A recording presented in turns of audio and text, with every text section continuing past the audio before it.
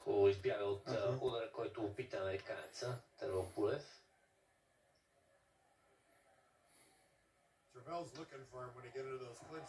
Няколко къси удара на Майнър в тялото.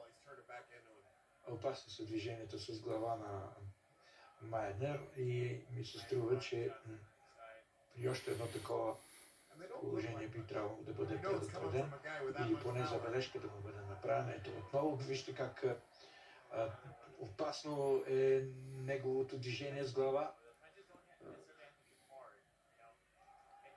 Прекрасни крушета на Тервел Пулев. Във ъгъла е Майнър.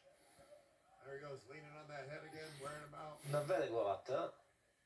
Американеца често го прави това. И отново. Време вече да му се направи забележка. Не я прави обаче рефери.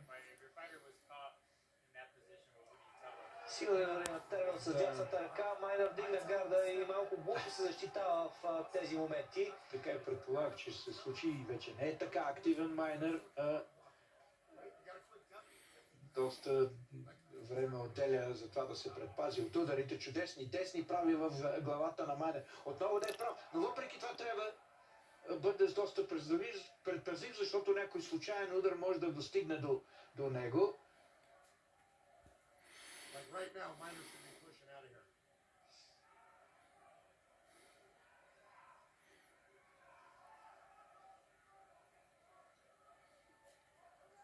Си продължава същия друг да държи на своята стратегия и на стила си. Ето, че пада Майнър в първи нокдаун. Точно така. Това падане без да е причинено от силен удар. Имаше, разбира се, удар, но ми се струва, че се дължи по-скоро на неговото чувство за предпазливост, да се предпази от по-нататъчната атака на Кубрат. Ето, че по същия начин изглеждат нещата. Тук може... Тервел Пулев е къде по-енергичният боксер в този етап от двубоя. Той и по-рутинирания. Той знае точно какво трябва да направи в такива критични за съперника, а пък и за него моменти.